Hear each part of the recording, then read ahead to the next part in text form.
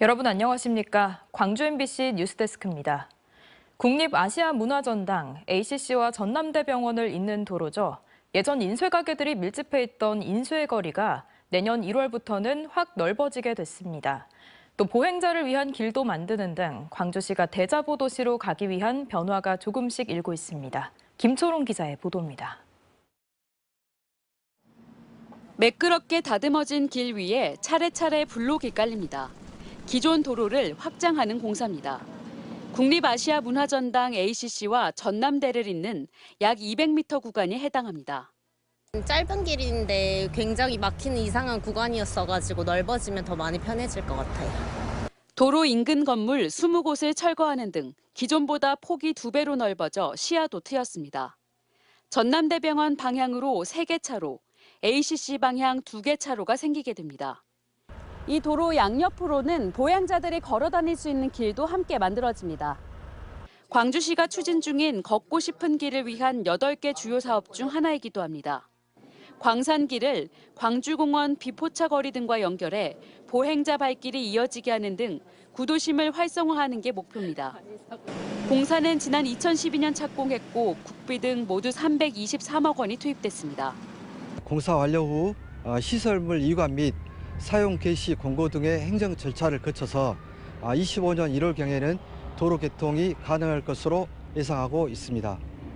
다만 인근 인쇄업체들은 중간에 도로가 넓어져 업체 간 업무 교류가 불편해졌다며 횡단보도 설치를 요구하고 있습니다. 또 월 2회 차 없는 토요일이 시행될 계획인데 인쇄물 차량 정차 등 상가 운영에 지장이 예상돼 세부적인 논의가 필요하다는 입장입니다. MBC 뉴스 김초롱입니다.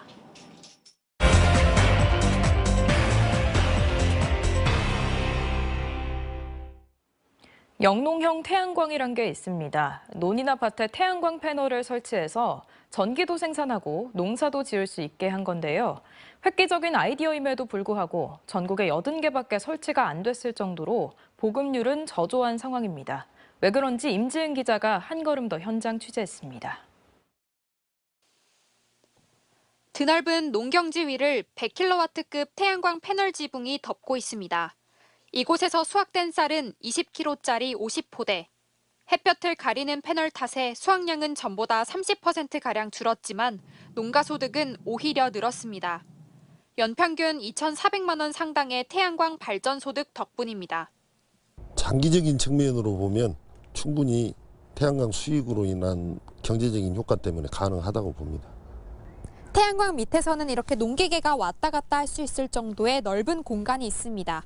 또 패널 아래에서도 농작물이 잘 자랄 수 있도록 일조량과 바람 등을 모두 고려해 설치됐습니다. 일조량 중 일부는 농사에, 나머지는 발전으로 사용하는 영농형 태양광은 기후위기와 식량 안보 모두 대응할 수 있다는 큰 장점을 갖고 있습니다. 하지만 전국에 영농형 태양광이 설치된 농지는 80곳뿐입니다. 태양광 패널 수명은 긴데 논에 태양광을 설치할 수 있는 기한이 짧아 농가로서는 수지 타산이 안 맞는 겁니다. 일반적으로 태양광 패널 수명은 25년에서 30년이지만 농지법상 이를 농지에 설치할 경우는 5년까지만 가능합니다. 연장 허가를 받더라도 8년이 최대치입니다. 농지를 농사 외 다른 목적으로 사용할 경우 그 기간을 규제하고 있는데 농가로서는 시설 투자비만 날릴 수 있어 선뜻 나서지 못하는 겁니다. 현행법상으로는 농지 타용도 이사용허가 기간이 최장 8년밖에 안 되기 때문에 영농형 태양광이 일반 태양광 발전소에 비해서 수익성이 떨어집니다. 정부와 국회는 시행령 개정을 통해 허가 기간을 최대 23년까지 늘리겠다고 약속했지만 농지 기능 상실 등의 부작용 우려도 적지 않아 21대 국회 임기 만료로 관련법이 폐기됐고 이후 논의도 더디기만 합니다. 입지 규제나 관련 규제를 개선하는 방향으로 우선 검토를 하고 있고요. 빠른 시일 내 제도화가 되어서 희망하신 농업인들이 하실 수 있도록. 영농형 태양광이 농업의 새로운 소득원으로 안착하기 위한 조속한 제도 보완이 필요해 보입니다. MBC 뉴스 임지은입니다. 옛 광주교도소에서 발굴된 유해가 4.3 당시 광주 형무소에 수감 중 옥사했던 제주 도민이었다는 소식 어제 전해드렸는데요.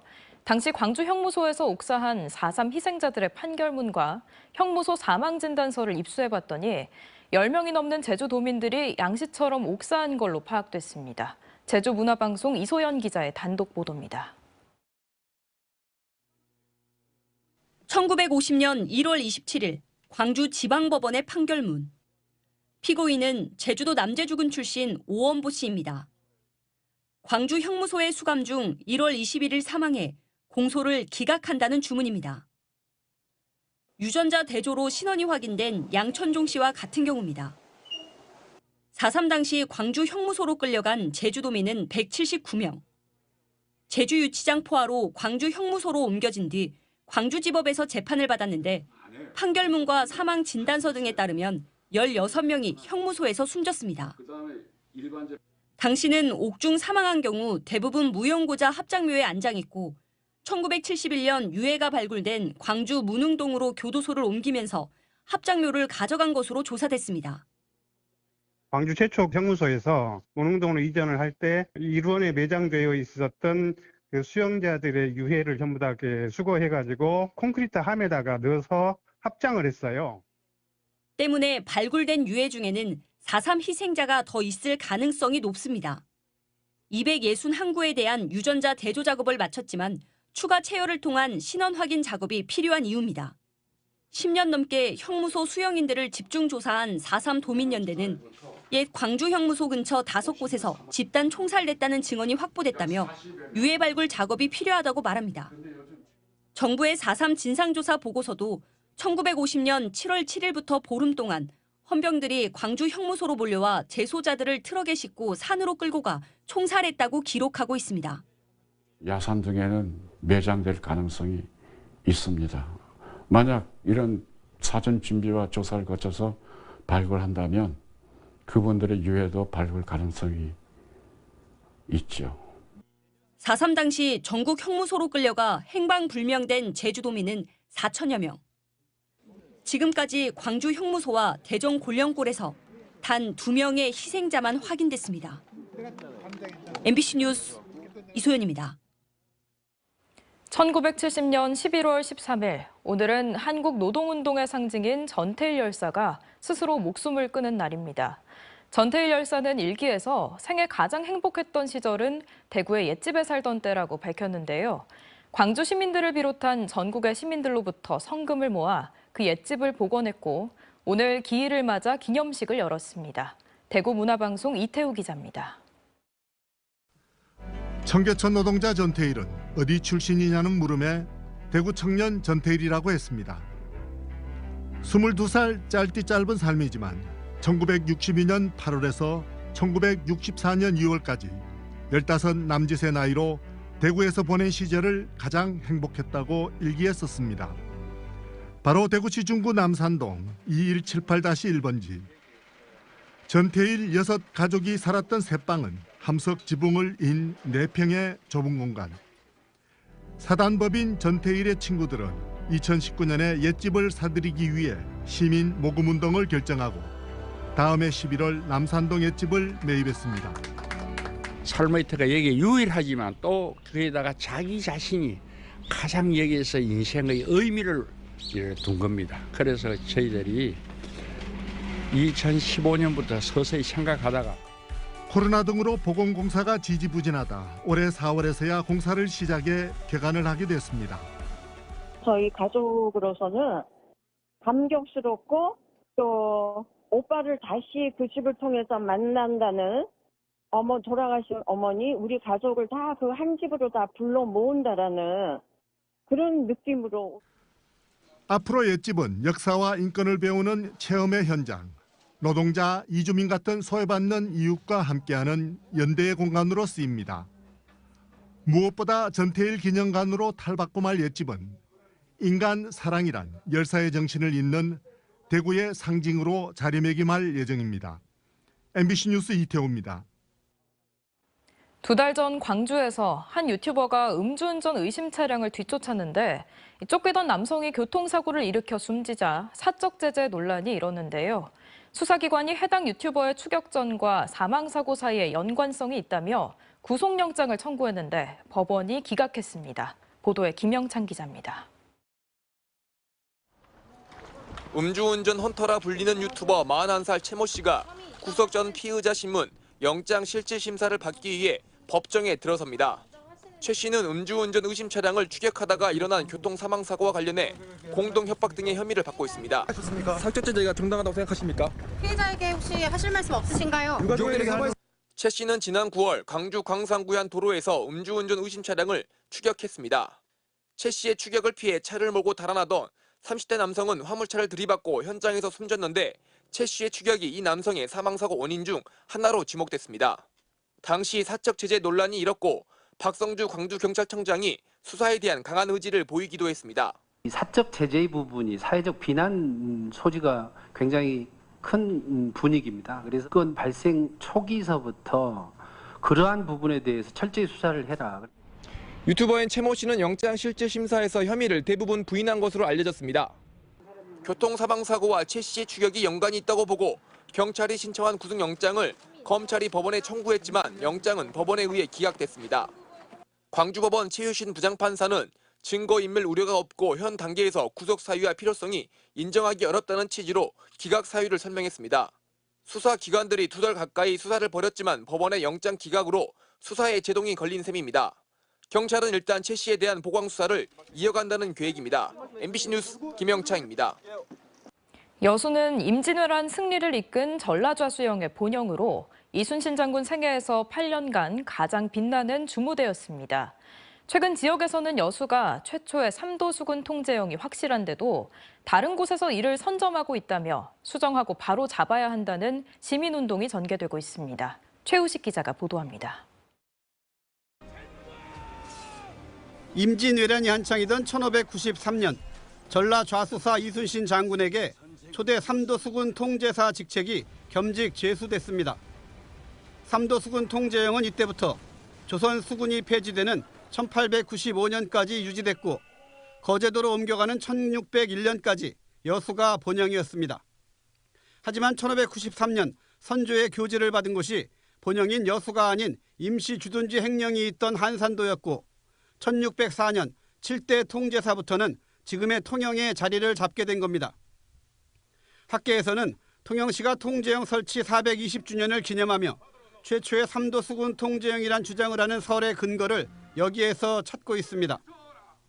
그동안 굳이 최초라는 표현 없이 전라좌수형 겸 3도 수군 통제형이라고 표기해온 여수에서는 최근 이를 바로잡아야 한다는 주장이 제기되고 있습니다. 지금이라도 잘못된 역사 왜곡을 바로잡아야 합니다. 이에 최초 3도 수군 통제형 여수 역사에 대한 공식 확인과 국가 사적 지정을 추진할 것과 전라좌수형 겸 최초 3도 수군 통제형의 복원 및 이순신 장군 선양 사업을 관련 단체들은 이 같은 역사적 사실의 근거를 재확인하는 학술 대회와 정책 토론회도 잇따라 개최하고 있습니다. 또 지역에서는 여수여해재단과 종고회, 관광협회 등 시민 중심의 서명운동이 활발하게 전개되고 있습니다. 이들 단체들은 앞으로 최초 3도 수군 통제형 여수 표지석 건립운동과 문화유산청 홈페이지 수정 등 여수의 이순신 역사자원 재조명을 위한 다양한 활동을 구상하고 있습니다. 12월 달까지 서명이 끝나면 이게 지금 서명이라는 의미는 두 가지가 있어요. 시민들의 생각을 시장이나 정치권에서 받아들일 수밖에 없어요. 그래서 지금 우선 지금 첫째 목적은 시민들한테 좀 이것을 좀 공감해야 되겠다, 서로 알려야 되겠다라는 것이 첫째 취지고. 내년 초로 예정된 전라좌수형의 본영 진남관 재개관에 맞춰 이 같은 3도 수군 통제형 역사 바로 세우기는 더욱 본격적으로 전개될 전망입니다. MBC 뉴스 최우식입니다.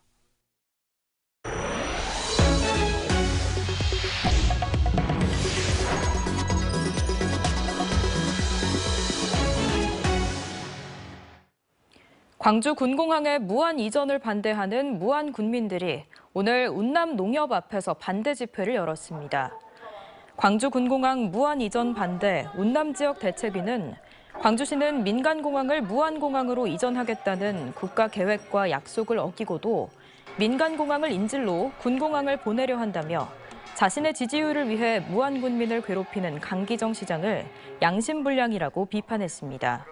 또 광주시가 이달 말 무안 군민을 대상으로 실시하겠다고 밝힌 공항 이전 찬반 여론조사 전까지 반대 집회를 이어가겠다고 덧붙였습니다. 광주 지역의 100일의 환자 수는 약 600명으로 지난해보다 30배 이상 증가했습니다. 이에 따라 광주시는 생후 12개월 미만 영아는 빠짐없이 제때 예방접종을 해야 하고 임신부와 동거 가족 등도 예방접종할 것을 당부했습니다. 100일에는 경련성 기침을 일으키는 급성 전염병으로 최근 국내에서 유행하며 생후 2개월 미만의 첫 사망자가 발생했습니다. 내일 치러지는 2025학년도 대입 수능 시험을 앞두고 수험표 배부와 함께 각 학교별로 예비 소집이 진행됐습니다.